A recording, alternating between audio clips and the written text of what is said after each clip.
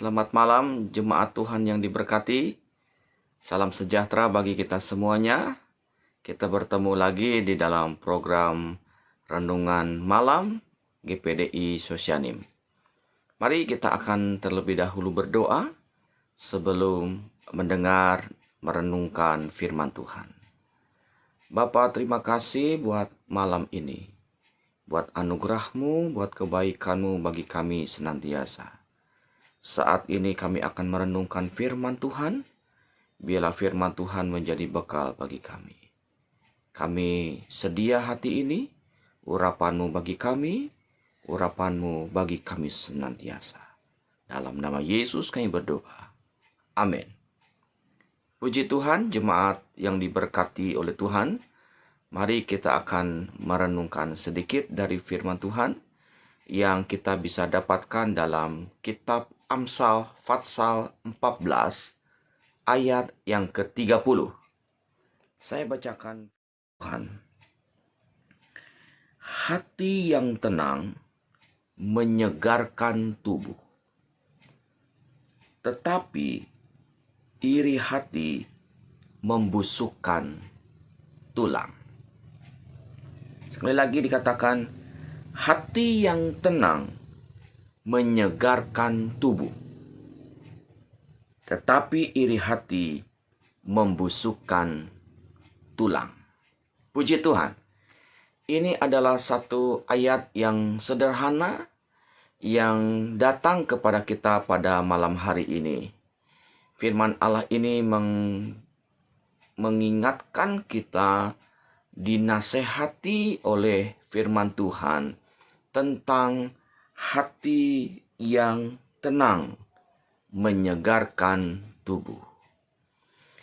Sidang jemaat yang diberkati Tuhan, tentunya bahwa setiap kita ingin memiliki tubuh yang segar, tubuh yang sehat, tulang-tulang yang kuat, memiliki daya tahan yang luar biasa.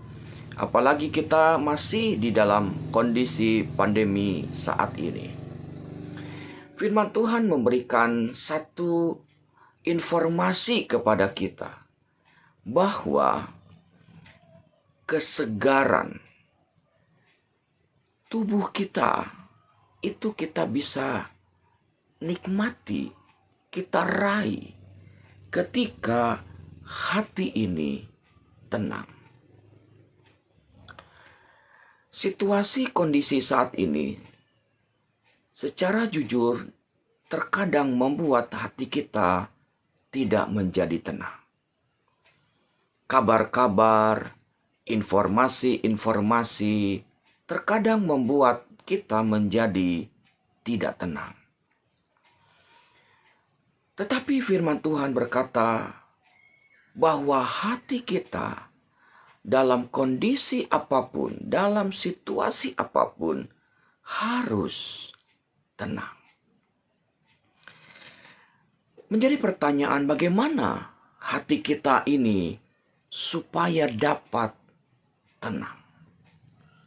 Bagaimana hati kita ini bisa meraih ketenangan itu?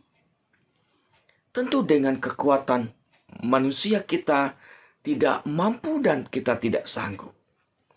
Oleh karena itu, firman Allah memberikan informasi yang begitu jelas bagaimana hati ini supaya menjadi tenang.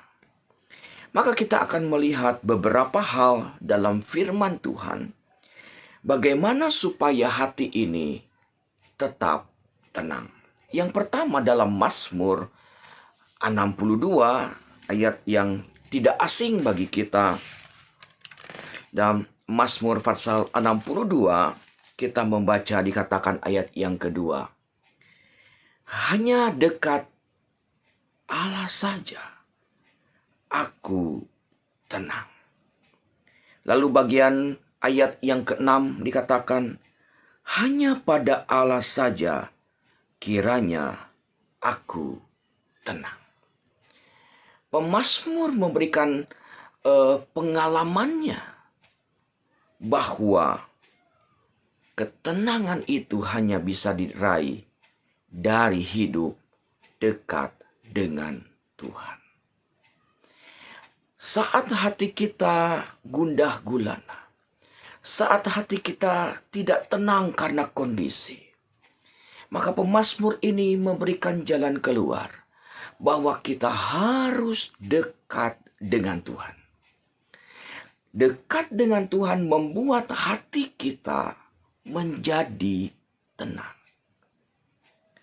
Dekat dengan Tuhan membuat hati kita menjadi tenang walaupun harus menghadapi situasi, menghadapi kondisi yang tidak masuk dalam akal pikiran kita. Tetapi ketika kita hidup dekat dengan Tuhan, maka pemazmur Raja Daud berkata, menikmati ketenangan dalam hati dan hidupnya. Karena itu pada saat ini pun saya dan saudara diingatkan, biarlah kita mau hidup dekat Tuhan. Karena disitulah kita akan menikmati, merasakan, memperoleh hati yang tenang. Lalu yang kedua, bagaimana supaya kita hati ini tetap tenang? Dalam Yesaya 32 kita membaca ayat ini, ayat 17. Ya, Yesaya 32 kita akan membaca ayat yang ke-17. Di mana ada kebenaran, di situ akan tumbuh damai sejahtera. Dan akibat kebenaran ialah ketenangan dan ketentraman untuk selama-lamanya. Firman Allah ini menasihatkan bagaimana kita boleh menikmati ketenangan dalam hidup ini. Hati yang tenang. Maka dikatakan firman Tuhan menasihatkan supaya kita hidup di dalam kebenaran firman Tuhan. Hidup dalam kebenaran diri sendiri akan membuat hati kita gundah gulana. Akan membuat hati kita menjadi penuh dengan kegelisahan. Dan membuat hati kita tidak akan mengalami ketenangan. Karena hidup dalam kebenaran diri sendiri. Tetapi firman Tuhan menasihatkan, mari kita hidup di dalam kebenaran firman Allah. Sebab akibat dari hidup dalam kebenaran firman Allah, maka kita akan meraih ketenangan hati ini. Hati ini akan menjadi tenang. Dan hati ini tetap menikmati segala nikmat dari Tuhan. Puji Tuhan.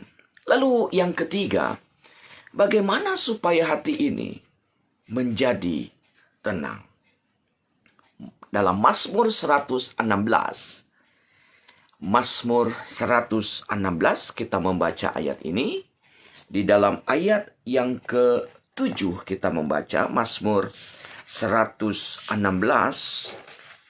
Maka di dalam ayat yang ke-7 dikatakan, kembalilah tenang, hai jiwaku, sebab Tuhan telah berbuat baik kepadamu. Puji Tuhan. Dikatakan kembalilah tenang. Ya, rupanya ada jiwa, ada hati yang tidak tenang. Maka diperintahkan hati ini supaya tenang. Dengan apa? Dikatakan, sebab Tuhan telah berbuat baik kepadamu. Artinya, hati ini akan menjadi tenang ketika kita mengingat kebaikan Tuhan. Jadi ketika hati kita gundah gulana, ketika hati kita tidak tenang. Maka firman Tuhan memberikan nasihat. Ayo, ingat kebaikan Tuhan. Ketika kita menikmati segala berkat Tuhan dan terus mengingat kebaikan-kebaikan Tuhan yang sudah Dia kerjakan dari waktu ke waktu, maka hati ini akan menjadi tenang. Mengapa? Karena kalau Tuhan sudah menolong pada waktu-waktu yang sudah lalu, maka Tuhan pun akan menolong kita di waktu-waktu yang akan datang. Sehingga hati ini tetap tenang. Jadi perlu kita memahami hal ini, bahwa hati kita harus menjadi tenang. Sebab ketika hati kita menjadi tenang, maka kita akan menikmati tubuh yang segar, tubuh yang sehat, tubuh yang kuat. Lalu yang terakhir, yang keempat, bagaimana supaya kita menjadi tenang?